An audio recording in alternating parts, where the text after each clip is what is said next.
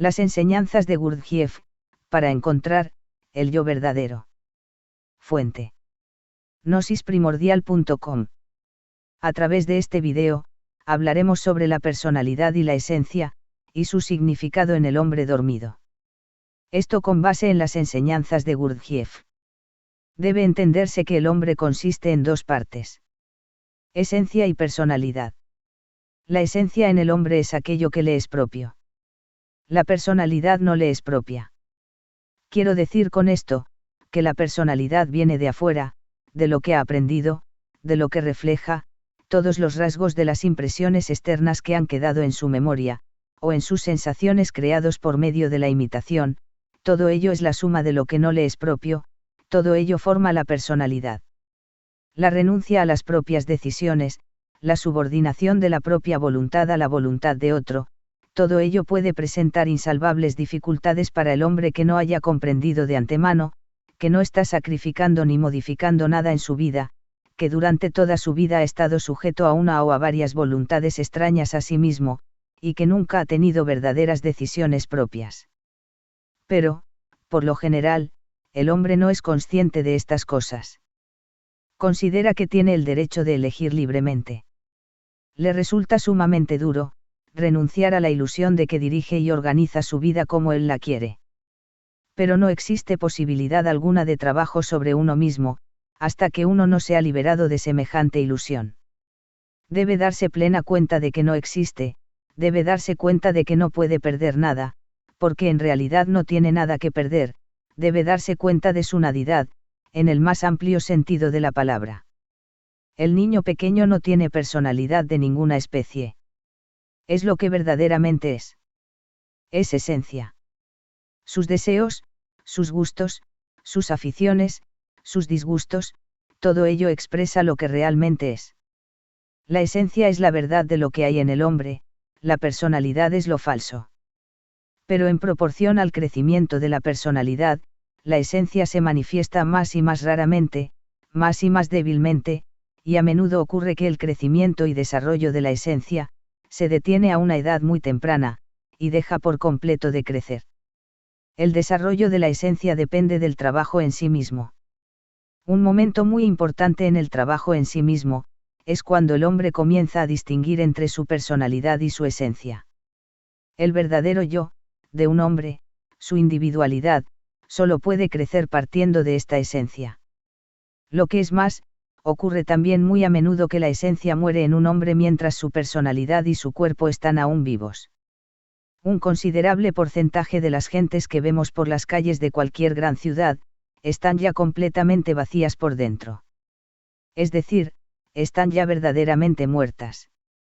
Es una gran suerte el que nosotros ni veamos ni sepamos la verdad de estas cosas.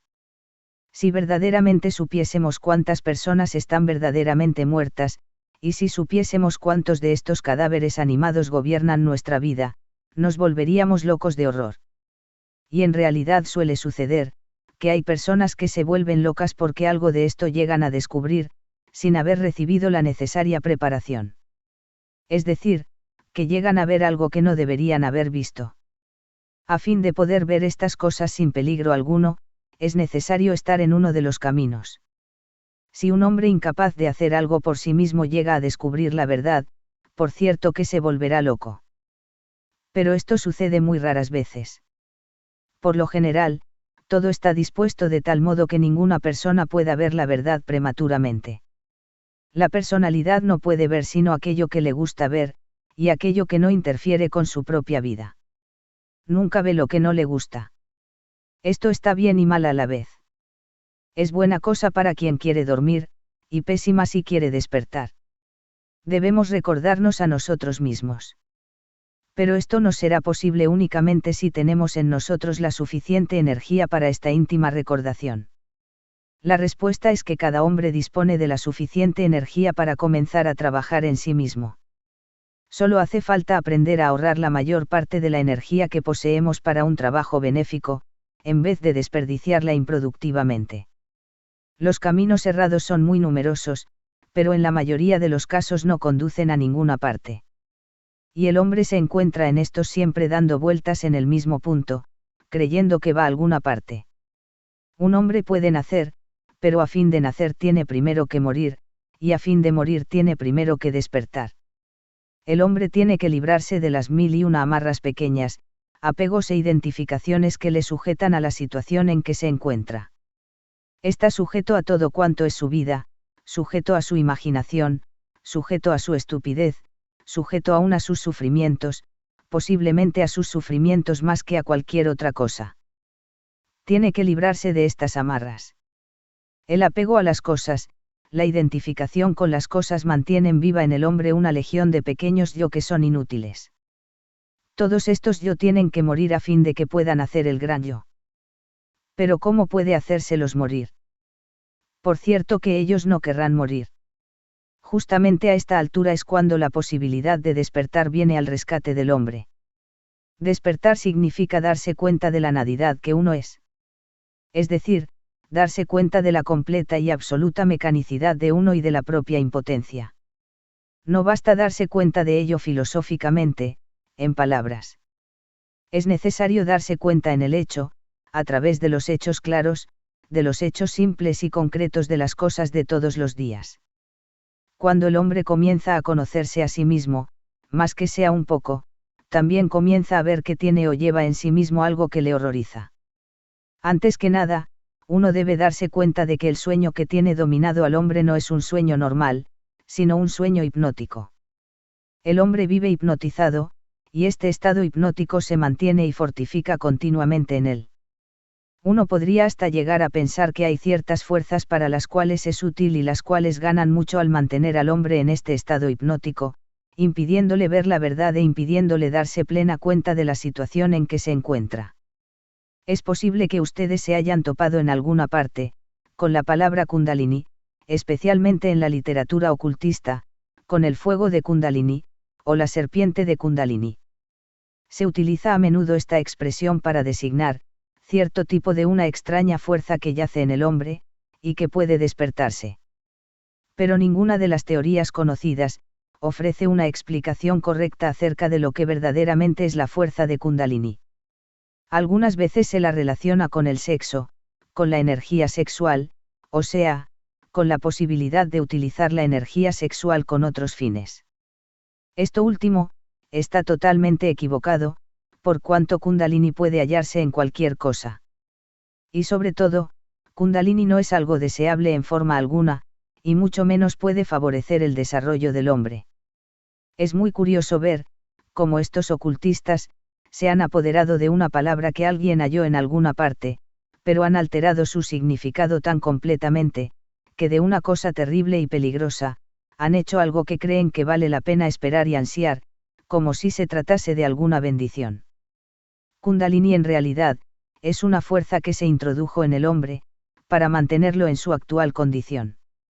Si los hombres se diesen cuenta, si pudiesen advertir la realidad de su situación, y todo el horror que ella implica, no podrían permanecer donde están un solo instante más.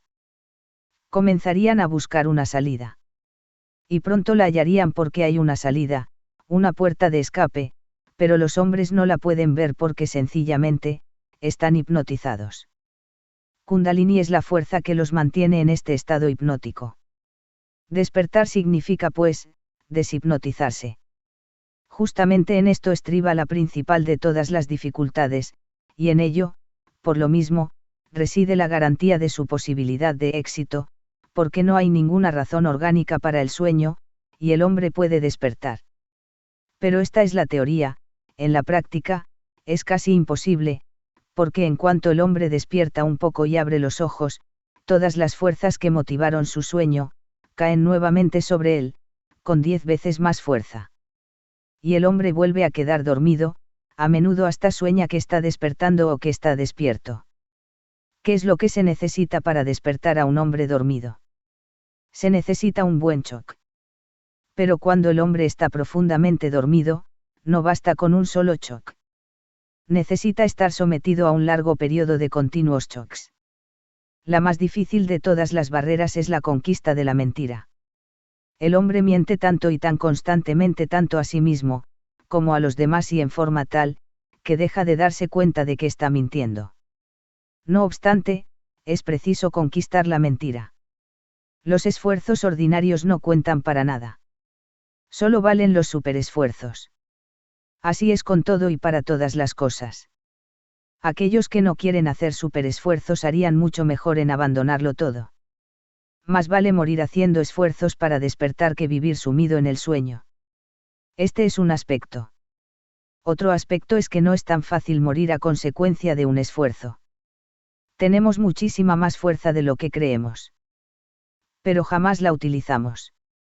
El centro ha conectado directamente con el acumulador grande. Este acumulador contiene una enorme cantidad de energía. Conectado con el acumulador grande, el hombre puede, literalmente, obrar milagros. No hace falta tenerle tanto miedo a los esfuerzos, en forma alguna se corre el peligro de morir a causa de ellos. Es mucho más fácil morir de inacción, de pereza y del temor a hacer esfuerzos. Tenemos que aprender a sacar energía directamente del gran acumulador. A fin de acercarse a este sistema con seriedad, es preciso estar ya desilusionado, ante todo de sí mismos. Es decir, estar verdaderamente desilusionado de sus poderes, y, en segundo lugar, de los caminos viejos y trillados. El hombre no puede sentir el valor de este sistema hasta que no se haya desilusionado de lo que está haciendo, de lo que está buscando. El hombre tiene que estar lo suficientemente desilusionado de los medios y métodos ordinarios, y a la vez tiene que pensar o aceptar la idea de que puede haber algo en alguna parte. Si se habla con un hombre que está en esta situación, puede discernir el sabor de verdad en lo que se le dice, aun cuando se le diga burdamente. Pero si se habla con algún hombre que está convencido de otra cosa, todo cuanto se le diga le parecerá absurdo y nunca prestará atención seriamente. No vale la pena perder el tiempo con estas personas. Este sistema es para aquellos que ya han buscado, que se han quemado. Aquellos que no han buscado y que no buscan en forma alguna, por cierto que no lo necesitan. Y aquellos que no se han quemado tampoco lo necesitan. El sexo desempeña un papel tremendamente importante en mantener la mecanicidad de la vida. Todo cuanto hacen las gentes está relacionado con el sexo. La política, la religión, el arte, el teatro, la música. Todo es sexo. ¿Creen ustedes que las gentes van a un teatro a ver alguna nueva obra, o que van a la iglesia verdaderamente a rezar? Eso lo hacen por guardar las apariencias. Lo principal, tanto en el teatro como en la iglesia, es que habrá muchos hombres y muchas mujeres. Esto constituye el centro de gravedad de todas las reuniones. ¿Qué creen ustedes que lleva a las gentes a los cafés, a los restaurantes y a las fiestas? Una cosa solamente, el sexo. Esta es la principal fuerza motriz de todo lo mecánico. Todo el sueño del hombre, toda la hipnosis a que está sometido, todo depende del sexo. Este estado de cosas ha sido creado por fuerzas cósmicas, y son las fuerzas cósmicas las que tienen el control de la situación. Y ustedes, me preguntan, ¿puede dejarse así o debe modificarse? Ni Dios mismo podría cambiar lo hecho. Es posible huir de la ley general. Ya deberían ustedes haber comprendido que en este caso, como en todos los otros, no puede cambiarse la ley general. Pero uno puede cambiar su propia situación con relación a estas leyes, uno puede huir de la ley general. Tanto más desde que la ley acerca de la cual estoy hablando, o sea el poder que el sexo ejerce sobre las gentes, incluye muchas posibilidades diferentes. Incluye la principal forma de esclavitud, y por lo mismo incluye la principal y la más grande de todas las posibilidades de liberación. Esto es lo que tienen ustedes que entender acabadamente. El nuevo nacimiento de que ya hemos hablado tantas veces antes, depende tanto de la energía sexual como el nacimiento físico o la propagación de las especies. La abstinencia sexual es necesaria solo en ciertos casos, o sea para ciertos tipos. Para otros no es necesario en absoluto. Y aún hay otros tipos en quienes la abstinencia viene por sí misma en cuanto comienza la transmutación. Explicaré esto con mayor claridad. Para ciertos tipos es necesario observar una prolongada abstinencia sexual a fin de que la transmutación comience. Esto significa que sin una prolongada y completa abstinencia sexual la transmutación no puede comenzar. Pero una vez que la transmutación ha comenzado, ya no es necesario abstenerse. En otros casos, es decir, con otros tipos, la transmutación puede comenzar en una vida sexual normal, y al contrario de otros tipos, puede comenzar antes y hasta desarrollarse muchísimo mejor con un abundante gasto externo de energía sexual. En el tercer caso aún, una vez comenzada la transmutación, ella absorbe toda la energía sexual y pone fin a la vida sexual normal o al gasto externo de energía sexual. Deben ustedes comprender dónde yace el mal principal, y qué es lo que constituye la verdadera esclavitud. No reside en el sexo propiamente, sino en el abuso del sexo. Es imposible explicarle a un hombre, que aún no ha comenzado a trabajar en sí mismo y que ignora la estructura de la máquina humana, lo que verdaderamente significa el abuso del sexo. Esto es tan imposible, como indicarle lo que se debe hacer, para evitar estos abusos. El trabajo correcto en sí mismo, comienza con la creación de un centro de gravedad permanente. Cuando se ha forjado un centro de gravedad permanente, todo lo demás comienza a hallar su lugar y a distribuirse en subordinación a ello. Solamente trabajaré con aquellos que me puedan servir para el logro de mi objetivo. Y útil puede serme tan solo aquel que haya decidido luchar firmemente consigo mismo, es decir, luchar contra su mecanicidad. Las gentes le temen al silencio más que a cualquier otra cosa, que nuestra tendencia a hablar sin motivo alguno nace de un sentido de autodefensa, y siempre se basa en una renuencia o en la repugnancia para ver algo abiertamente, una resistencia para confesarse algo a sí mismo. Lo que las gentes tienen que aprender a sacrificar son sus sufrimientos. También es muy difícil sacrificar los propios sufrimientos. El hombre está siempre dispuesto a renunciar a cualquiera de sus placeres, pero en forma alguna está dispuesto a renunciar a sus sufrimientos. El hombre ha sido hecho de tal modo que no hay nada en su vida a que se encuentre más apegado que a sus sufrimientos. Y es preciso estar libre del sufrimiento. Nadie que no esté libre del sufrimiento, nadie que no haya sacrificado su sufrimiento puede en realidad trabajar. Más adelante tendremos mucho que decir acerca del sufrimiento. Nada puede obtenerse sin sufrimientos, pero a la vez uno tiene que comenzar por sacrificar los sufrimientos. Ahora, descifre usted, lo que quiero decir con todo esto. El desarrollo de la máquina humana y el enriquecimiento del ser, comienzan con una nueva y desacostumbrada función de, justamente, la máquina. Lo que más necesita la cultura contemporánea es autómatas. No cabe duda de que las gentes están perdiendo sus hábitos de independencia, que se están convirtiendo en autómatas, en partes de una máquina. Es imposible prever el final de todo esto, y cuál es la salida, o si hay una salida o si alguna vez tendrá un fin. En medio de todo esto, hay solo una cosa cierta, la esclavitud del hombre va en continuo aumento. Crece cada día. El hombre está convirtiéndose en un esclavo voluntario. Ya no precisa cadenas. Ha comenzado a enamorarse de su esclavitud, aún a sentirse orgulloso de ella. Y esto es lo más terrible y lo más trágico que puede sucederle a un hombre. 200 personas conscientes, si es que existiesen y lo considerasen legítimo, podrían cambiar totalmente la vida en la tierra. Cada clase de criatura, cada grado de ser, se define por lo que les sirve de alimento y por aquello para lo cual, ellos mismos sirven de alimento a su vez. En el orden cósmico cada clase de criatura se alimenta de una clase definida de criaturas inferiores, y a su vez es una clase definida de alimento para criaturas superiores. En el trabajo solo cuentan los superesfuerzos, o sea aquellos esfuerzos que pasan de lo normal, que van más allá de lo que es necesario. Los esfuerzos ordinarios no se toman en cuenta. Pecado es aquello, que mantiene al hombre amarrado en un punto, cuando el hombre ha decidido moverse, si es que es capaz de moverse.